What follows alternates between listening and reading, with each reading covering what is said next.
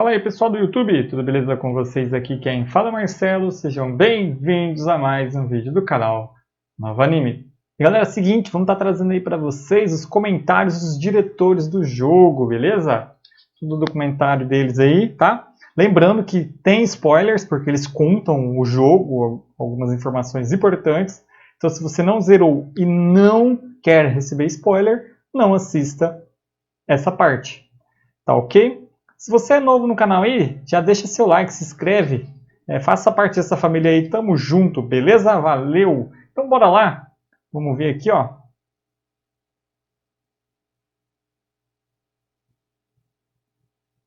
Hi, I'm Nate Fox from Sucker Punch, and I'm here today with some friends to talk about Ghost of Tsushima, Shuhei Yoshida, and Professor Hongo, an expert in Kamakura-era Japan. What brought you to choose the location to be in Japan for your next title? When looking at making a game outside of the infamous franchise, I know we needed two things. We needed a great place to visit in a really interesting time and a great job to have. So to me, the best, most romantic location there is feudal Japan. And the job that you want in feudal Japan is not that of a sake brewer, but you want to be a samurai. Yeah, well, samurai game, I can see people can associate with becoming a hero as samurai, but the Western studio trying to make a game based in Japan, it's a very, adventurous thing.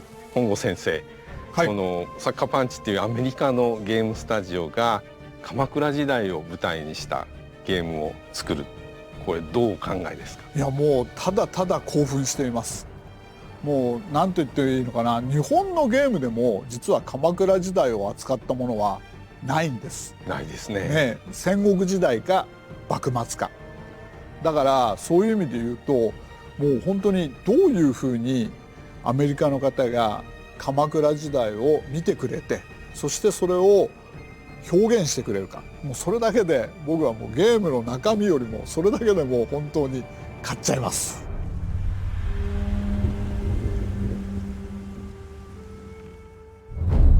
This game was made by Sucker Punch in Seattle, America.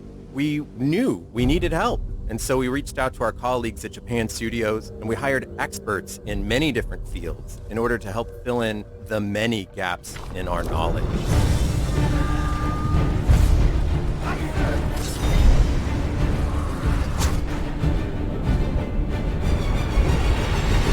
So Shu, have you ever seen a Western called a spaghetti Western? Mm-hmm. Right. Yep. So a movie not made in America about an American genre. I love spaghetti Westerns. I feel like they're a love letter to Westerns as a movie format. And this game that we're making right now, respectfully, I would refer to as a cheeseburger samurai. I don't need cheese in my You don't eat burger. cheese? All right. So it's a hamburger samurai, where it's an American studio trying to create a love letter to this genre that grew up watching movies and reading in comic books and trying to add to the genre as an homage. So what about this Kamakura period that you chose specifically in the history of Japan?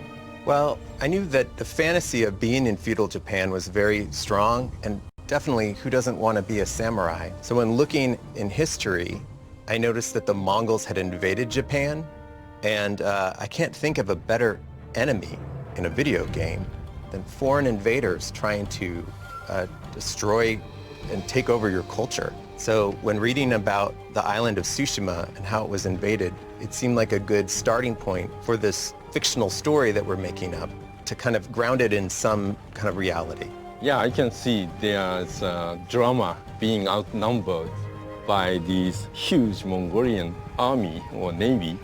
They are much advanced in technology than Japan team at that time. So 先生、そのモンゴルはすごく大きな帝国だったんですよね、その頃。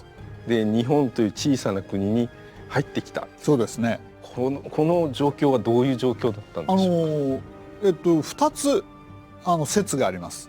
一つは火薬を作るのにどうしても硫黄が必要だった。で硫黄は日本にたくさん取れたんですね。それでその硫黄を手に入れるために日本にやってきたという説が一つです。それから2つ目は、モンゴルはこの時代元という中国風の王朝を作りました。で中国の王朝というのは東アジア社会の頂点でなくてはなりません。ですから周辺のいろいろな国がその中国の王朝のトップですから、この場合だったらばカーンですね。カーンに対してみんなが頭を下げにお辞儀をしに、そして挨拶をしにやってくる、そういう国際秩序がこの頃東アジアでは作られねばならなかった。ところが日本はそういうことをしなかったんですね。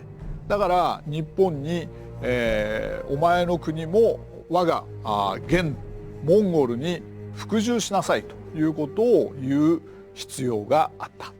So in the real invasion of Tsushima Island, there were 80 samurai that rode out to meet the Mongol invaders. And we are breaking from real history by saying that a handful of them survived, including our hero and his beloved uncle, so that they can fight back against the Mongol invaders. So the actual history might have been more like a one-way victory by Mongols.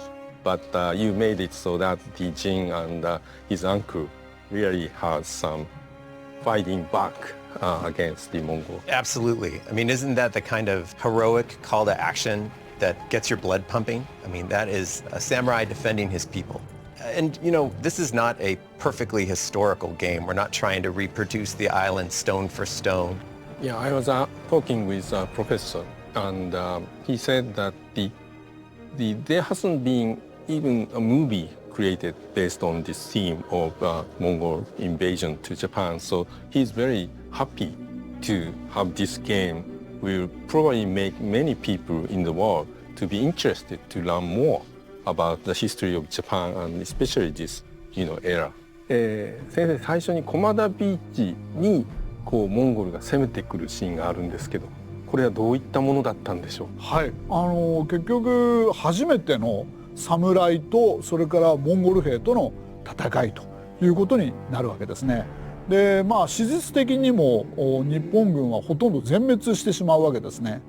でだけれどもなんで全滅したのか、もちろんモンゴル兵はたくさんいた。それで日本兵は何十人かしかいなかった。これはもちろん第一の原因です。第二の原因としては日本の侍はワントゥーワンの戦い方をしていたわけですけれども、モンゴル兵は集団での戦い方をしていた。これはもう完全に集団の戦い方の方が強いですよね。ですからそういう意味で、一番最初の戦いでは日本の侍はほとんど完敗、全然勝てませんでした。So in game, of course, you play as Jin, as Japanese samurai protecting the Tsushima. However, you also depict the Mongolian army coming in and their motivation and their, state of mind. How have you decided to treat that element? Well, the leader of our Mongol army is this man named Khotsen Khan. And I tried to have his motivation come from Kublai Khan, who try and take these other cultures into the Mongol Empire in order to create, in his mind, total peace that would last and last. So he tries to convince the nations that he's invading to surrender instead of get butchered. He's very reasonable, uncomfortably reasonable. I found the Mongolian leader in game very attractive guy, very tough, strong, but do a lot of research into his enemy that, and very strategic, very smart. Well, the Mongols were very smart. I mean, as the professor has said, they're very advanced in their technology, and you had to be really good with people to control an empire of that size. I mean, unparalleled in size. So for him, what he was expecting when he came to finally invade Tsushima and then Japan, what was his expectation of Japanese people and the army that he may be encountering? Well, the details of the actual leader are pretty shadowy. We just tried to stay to Kublai Khan's overall objective in the invasion, or in how he viewed in taking over other nations. いや、フビライ・カーンは、一人の中国人を日本に派遣しています。で、彼は日本に1年滞在して日本の様子をよくレポートしています。で、それには日本という国は野蛮で、それから貧しい、だから征服するだけの意味はないと言っているんです。だけどフビライ・カーンはまさに、モンゴルの精神スピリットを日本にも及ぼそうとして、あの戦争を起こしたんじゃないかなと僕は思っています。モンゴルスピリットっていうよりはもしかしたらチャイニーズスピリットかもしれません。Because Kublai had adopted many Chinese conventions? そういうことだと思います。One of the things I really enjoy playing this game is there are different kinds of Mongol fighters, Mongol warriors in game. So what were the reasons you put in these and how you made decision to do that? We did some research into different Mongol groups. Mongols, for instance, are legendary for keeping falcons. And different groups of Mongols would treat them as family members and carry around feathers from old hunting partners that had died. So one of the groups that you fight in our game of Mongols, they're the group that come from this falconry background. We have another group that pays attention to the Mongol god Adquan, that is about fire. We did that so that as you move across Tsushima, you feel like there are a lot of different types of Mongols that you're meeting, that it's not just one kind of warrior. Because the game is very vast. And the Mongol Empire is incredibly vast. I'd be curious, actually, Professor, in your opinion, like, how many different sorts of armies were there inside of the Mongol Empire? 大体でも基本になるのはやっぱり馬に乗ってそれで短めの弓を持って相手を倒す、こういう部族だとこういう兵士だと思いますけどね。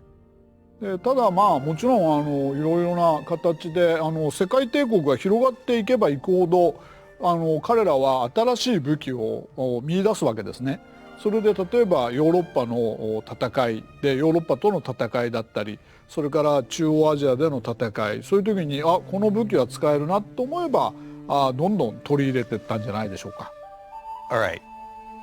What weapon in the Mongol Empire do you think traveled the farthest from one continent to another?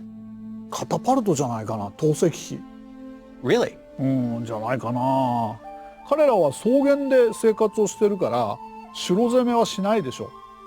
だからやっぱり中央アジアで、都市を攻略する時にカタパルトは必要だったんだと思いますよ。やっぱりその戦いはなんだろう、たくさんのモンゴル兵がやってきて、それで日本の侍がびっくりしたのは彼らが集団戦を、行っていた。要するに、日本の侍はなすすべもなくほとんど、殺されてしまったという、そういうことになります。モンゴルの馬と日本の馬は違うんですかね。いや、それほど違わないんじゃない。問題はね、鉄なんです。蹄。蹄で、モンゴルは鉄がいい鉄を打つことができた。だから蹄鉄がいいんですよ。でそうするとその蹄鉄を使って遠くまで走れる。長持ちする。They have much better technology that time Mongol had over Japan. But Japan is kind of small island, so it might be okay. What about weapons? So the Japan didn't have these advanced weapons like firearms that Mongolian group may have had. So how do you treat that in the game? One of the things that we put in the game is that our hero has a katana. How about other like items? You get shuriken, you get not something that you can throw? Well, the other weapon that samurai of this time period are known for, of course, is archery, mounted archery. So we tried to put that in the game as well. I am a very cowardly player, so I like to hang back and shoot people at a distance. Me too. But Jin does steal from the Mongols and invent new kinds of weapons, like using gunpowder to make smoke bombs or flashbangs, or even learning from his old caretaker how to make poisons to, in a very cowardly way, poison his enemies. なるほどね。ジンが持ってる弓ですね。ボウ。あれもモンゴルの弓だともっとちっちゃいんですね。One of my favorite things about the samurai arms of their time are these enormous longbows that are so different from the Mongols on horseback. I can't imagine trying to pull a 2-meter tall bow back and how much strength that would have taken and what the damage the arrow would have done to somebody compared to the Mongol bows, which were smaller. So these bows existed at the time that you adopted in the game. We were told it was the primary means of combat at the time. 本当です。やっぱり侍でもたとえ侍でもあんまり身近に殺し合いはやりたくないんですよ。で馬に乗ってそして弓を使って相手を倒す。だからもしかしたら狩りの文化が侍に流れ込んでいるのかもしれません。I really like the story about the girl who was trained to be really expert, being the use of bow and arrow, and she was captured by Mongolian group because she was so good, and she actually trained the enemy group, and that is very, very interesting, like a human drama around her in the game. I totally enjoyed. We tried as best as we could to make stories about people struggling to survive inside of a horrible wartime situation, and that includes people siding with the enemy, or sometimes the enemy doing kindnesses for your people. That makes these people look really human. Which is absolutely a goal as you explore around Tsushima and get to know these people that are your countrymen and explore their stories. The hope is that people will get lost in just getting to know people and the culture that is so alluring. じゃあ先生、このゲームのテーマにもなっている一つに侍と武士道というものがあるんですけど、これはどういったものなんでしょうか、一般的に。やっぱり自分の主人に対して、忠節を尽くす、忠誠を尽くす、それが基本です。で、それは具体的にはどういうことかというと、主君のために戦って死ぬ。で、これは相手を倒す必要ないんです。相手を倒す必要はなくて、自分が犠牲になって死ぬこと、それが武士の最高の名誉なんですね。で、それをやってくれた部下に対して主人は土地を与えるんです。で、その土地っていうものを与えて、その土地が亡くなった彼の家の領地になって、そしてその家が栄えていく。だから武士にとってみれば、自分の命を捨てたとしても自分の家族は豊かな生活ができるということで、彼らは喜んでっていうのは嘘かもしれないけど、命を投げ出すことができたんですね。In our game, we went into it thinking we would tell players about the code of Bushido, all the rules. And we put some in and people started getting overwhelmed. And we thought what this game needs to be is about the heart of the code. And so at the very center of the story is Jin struggling with actually doing what his lord tells him to do.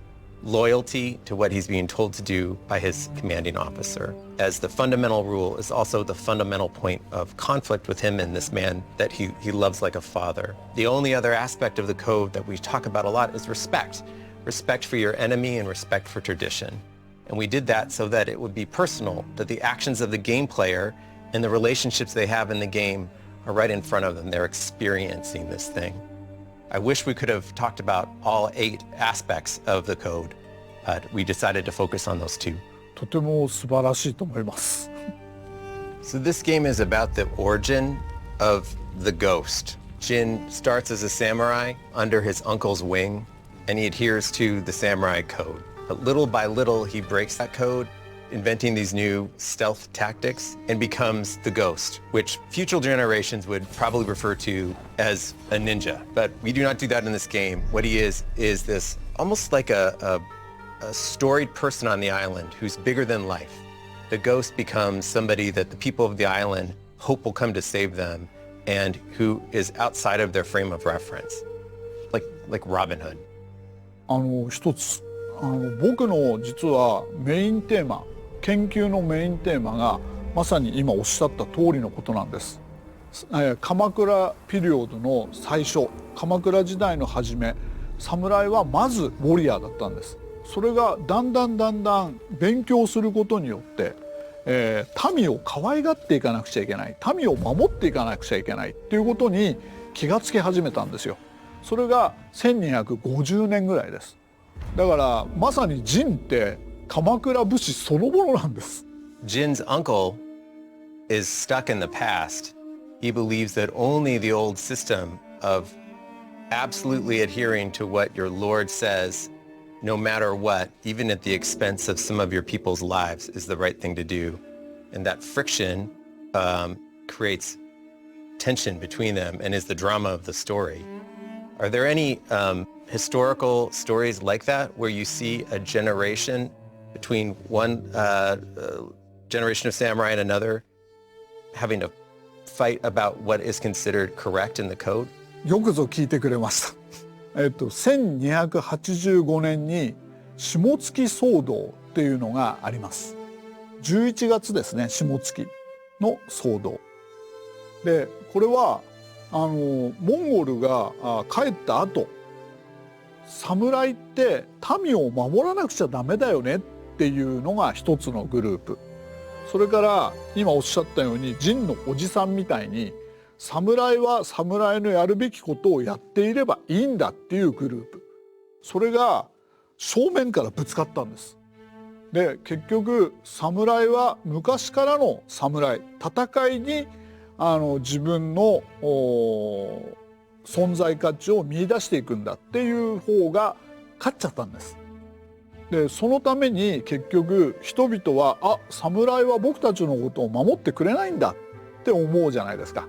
そのためにやがて鎌倉幕府は滅びていくんだろうと僕は考えている。これが僕のメインテーマです。And he's been researching for like 40 years. だけど僕の40年の研究はこのゲームに負けます僕ね、歴史学者としていつも僕は侍を古文書、古い文書で見ています。その侍が見事に生きてる。もう泣けるほど感動的です。Wow! Thank you so much! いや、でも鎧のね、この袖のところが動くんですよね。はヨーロッパの騎士の鎧、硬い鎧、あれにはないものですよね。その日本のなんか鎧のなんていうのかな、柔らかさ、それから敵と戦う時の頑丈さ、それが両方とも表現されていて、なんか僕はもう一日中でいいから彼を動かしていたいです。Please do. I will do. So when you and your team approached, showing samurai and allowing players to become a samurai, what you thought is important to make him like samurai? What characterize samurai, being a samurai? So as a person from America, I would say the thing that makes a samurai is there's a feeling of nobility and swagger at the same time, which is a tough thing to get. A lot of the classic samurai movies from the 60s, I think, do a fantastic job of that. But it's the samurai treating the people around him with a lot of respect, but also being straight to business when problems show up. What do you think of when you think of samurai? Yeah, let's ask a professor. Good idea. 侍精神みたいなのはやっぱり歴史によって変わってきたもんなん。割とでも平安時代からありますから、だいたいもう1000年ぐらいかもしれません。侍つわものの道 The Way of Samurai という言葉は1000年前からあるんです。なんといっても卑怯なことを嫌う、不正を嫌う、それで、相手を敬う、そうしたことはもう1000年前から同じですね。This is perfect. I think you're going to have a hard time playing our game because in order for our hero, Jin Sakai, to fight against all of these Mongols, he has to start fighting in a cowardly, sneaky way that makes him feel very bad, very uncomfortable, but he does it in order to free his homeland. He breaks his code. 侍はもう戦った後にやっぱりにっこり笑って死んでいくのが侍です。That's a good idea, because you die a lot in our game. We should put a smile on him. I hadn't thought of that. Yeah, well, when I played the game at the beginning, there's a scene that one of Jin's ally samurai talked to the head of the Mongolian group, and he introduced himself. He's such and such, and I do this. And then the head of Mongolian just throw fire onto this guy and kill. That was very brutal. That was really impactful scene at the beginning of the game that depicts certain aspect of this way of samurai, I think. I'm glad that worked for you. We had read that samurai warriors of the era would formally challenge other people to one-on-one duels and talking about their lineage. And to have the Mongols be so just disregarding of this tradition, we thought would set the tone for how the Mongols did not care about any rules of war, and that the samurai were up against an enemy that they had never encountered before. Or maybe he didn't understand Japanese language. Koten did. でこのゲームは、まさに本当になんていうかな、日本とモンゴル2つの文化のぶつかり合いですね。で日本の侍は大変に家系を大事にするんです。私の父は誰、その父は誰、その父は誰でずっと遡っていくと天皇につながるっていうことがよくあります。これに対して、モンゴルではそんなこと言ってたら寒くて死んじゃうんです。だから非常にリーダーは的確に今度春を迎えられるために冬の間家畜をあるいは自分の家族をリードしていかなくてはいけない。それは非常に才能がいるんですね。だからどんな生まれの人でも構わない。才能さえ優れていればいい。そういう日本の家系っていうもの、それから名誉っていうものとモンゴルの才能っていうものがぶつかり合っている戦いなんですね。これは美しいな。これはいわゆる大鎧。平安時代から使われてた鎧が元になってます。Can I go to another one? これもそうですね。でも大鎧が基本になってるな。これ今残ってたら日本で国宝です。これはでも編み笠をかぶってるからもうちょっと時代が後ですね。いやいいんじゃないですか。顔が隠れているんでしょ。Yeah, they look cool. They do look cool. They are cool. I think so. So here is what our hero eventually looks like when he becomes full ghost. これ鹿の角の兜がつくんじゃないですか？ No, that's a different one. This is one that I assume is... あ、そうですか。これはね、多分戦国時代の鎧、そういうものを基本に作られたものだと思いますけれども、もうめちゃめちゃかっこいいですね。真っ黒。 That's several hundred years later. We took the most liberty with the ghost armor, but you were asking about, saying that this one looked like something you had seen. あ、Yes. Yes. それ。これは徳川家康に仕えた日本一の勇者本田忠勝のものじゃないかと思うんですけどいかがでしょうか。 So, Professor, sorry, it's going to take me just 1 second to show this. 旗印が美しい。うわ綺麗だ。何これ。何。ああ。ダメだもん。かっこいい。I haven't seen this. This must be later in the game. It is. So, Professor, we are breaking with a little bit of time correctness here by including the Korean technology of the Hwacha, the rocket-propelled arrows, which, to my understanding, are about 75 years later than this. 素晴らしい。ノンフィクションだからフィクションだからもう何の問題もないと思います。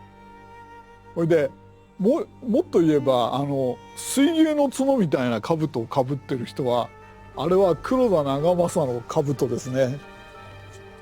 みんなちゃんと人物がいるな。うわかっこいい。あとそれから彼がジンが最初に着てた大鎧あれ日本に残ってるんですけどアメリカで美術館みたいなところで展示をしたそうです。そしたら美術館の方が20億出すから売らないかって言ったって言いました。先生、対馬について聞きたいんですけれども、はい、対馬は日本においてはどういった場所にあってどういう意味合いを持つ土地だったんでしょうか。朝鮮半島と九州を結ぶとても大事な場所だったんですね。でもう船に乗って行ってみると分かるんだけれども、九州から船に乗るよりも朝鮮から船に乗った方が近いんですね。ですから対馬を抑えることによって朝鮮との関係を抑えることができる。でそのためにこのモンゴルとの戦いでは戦死をした宋という家は江戸時代のおしまいまで対馬を支配し、そして朝鮮との交渉に当たっていたんです。Control the relationship with Korea. Yeah, so Nate, so Tsushima has a very significant position in Japan in relation to mainland China or Korea. But when I play the game, I can also see some other elements, some beautiful, elements from the rest of Japan. So was it intentional from the team? We absolutely tried to mimic the diversity of mainland Japan inside of our island of Tsushima, from swamps or rolling beautiful green grass hills or snow-covered mountains, the things that you associate in your mind's eye with beauty of the natural world. We wanted to put there for players to discover. I haven't seen this. This is so beautiful. Wow. Beautiful. So Nate, let me ask you about the towns in the game on the Tsushima Island. And one of the things I really enjoyed was visit different towns in the game, and each has its some unique, aspect. Can you talk about some of these? Yeah, well, we tried with each of the towns to kind of reflect a different bit of the culture of the times. So what kind of town is this? Oh, this is the thieves' town. So it's all built here. I'll just fly around on sort of rickety construction by people who don't expect to stick around for very long, and it's located by the sea, so people can get out on the west coast to Korea. And inside, you'll see a lot of people kind of gambling and drinking, getting ready to do odd jobs. These are people that did not join in the defense of Tsushima. This looks like a nice resort. Yeah, except for that everybody here has swords and they will hurt you. Really? You would take your family to this totally unsafe place? No, kids would love to do this. Yeah, they would. I'll show you this one. This one is, I think, really beautiful. This is the healing town, where you will see acupuncturists and herbs lined up. I want to live there. 先生、宗教について聞きたいんですけど、その鎌倉時代のこの頃の日本の宗教はどういったものだったんでしょうか。日本は基本的に多神教ですね。ですからキリスト教とはそこが大きく違います。だから山の神様だったり岩の神様だったり、もうその自然にそれぞれに神様がいるわけですね。だから侍はなんていうかな、自然に対してすごく敬意を持ってるんですけれども、一人の神様を信仰するっていうことはないんです。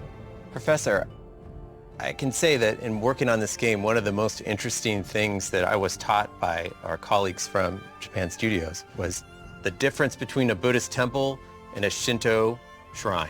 I love the idea of going to areas of terrific beauty and that they have spiritual significance. That's so powerful. I think everybody can understand it and feel it. やっぱり日本の神様は多神教ですから、いろんな人と仲良くできるんですね。だから仏様が日本にやってきた時にも仏様とすぐに友達になって仲良くなった。でいつの間にか融合していた。ですから神社はおっしゃるようにパワースポットにできてるわけですけれども、お寺もまたそのパワースポットに作られるようになると。だからお寺とそれから神社というものはほとんど一緒になっていて、それでどちらも侍がそれを尊敬している、そういう世界です。Just wanted to show you one of the shrines we built in what hopefully is a place of enough beauty to warrant a shrine. Okay. 素晴らしいですね。Professor, in our game, every now and then, players will meet characters who will tell them stories, folklore about the past, especially people from Tsushima or items, weapons that great heroes had used. I'm not going to lie, we did take a lot of inspiration from traditional folklore. My favorite is this story of the Hamayumi, demon-killing bow, an archer who came to a palace to slay this demon and shot him dead with one shot. And then the bow itself became legendary. That kind of thing, as a game player, really inspires me to want to go out and find these objects. But there are a lot of stories like this in this era. たくさんありました。たくさんありましたね。本当にたくさんの伝説がいっぱい各地にあるところが日本のある意味いいところなんですよ。でそれはやっぱり多神教なので、そうした一つ一つの神話だとか伝説がそのまま統合されることなく生きていたということになるんだと思います。Is there a particular legend that you heard when you were a child about a hero or a suit of armor or a weapon that you always wished you could chase down and maybe find that item for yourself? 例えば、大和武尊という勇者がいたんですね。その人が火で草っ腹に一人ポツンといたら周りから火を放たれたんです。で、焼け死にそうになった時に彼は剣を抜いてソードを抜いてその火を消したんですね。その草を切ることによって。でその剣が草薙の剣といって今天皇陛下が持ってる3つの宝のうちの一つなんです。だから僕は一回それを見てみたいなと思いました。It's still around. But we haven't seen them. They kind of hide them. And they just give it to next generation. Do you think it's still real? That it still exists? いや、いくつかレプリカがあるんですよ。だからどれが本物でどれがレプリカかはわからない。でも少なくとも今でも間違いなくあります。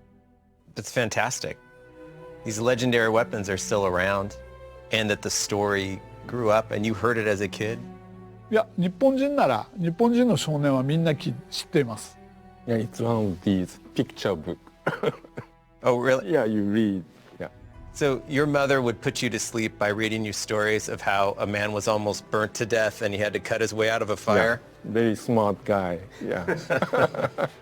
こうかなり多くのものを失ったと思うんですけど、どういったところでそのロスがあったんでしょうね。まあ仏像とか、それからお経、それからお寺の建物、神社の建物、こうしたものは失われたでしょうけれども、それはまあある意味日本全体からするとそれほど多くのものではありません。それよりもやっぱり形あるものよりもこの時に侍と将軍との関係にひびが入っちゃったんですね。つまり要するにモンゴルをやっつけたけど新しい土地は一つも得ることができなかった。で本当は命がけで戦ってくれた侍のためには土地を分けなきゃいけない。ところが何にもこの戦いでは新しい土地はなかったので、それを分けることを幕府はやめちゃったんですよ。で結局そのために幕府は滅びてしまう。侍の支持を失ったんですね。How did the shogun at the time inspire the samurai to build the wall to prepare for the second invasion and put their lives on the line with no land to gain? だけど要するに当時まだ日本の国っていうのは強く意識されてなかったんですよ。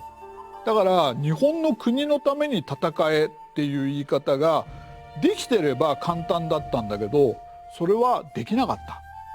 とするとやっぱり、まあ必ずご褒美をあげるから戦ってくれっていうしかなかったんですね。ところがその約束は守られなくてご褒美はもらえなかった。だから侍は将軍に対して失望したということになります。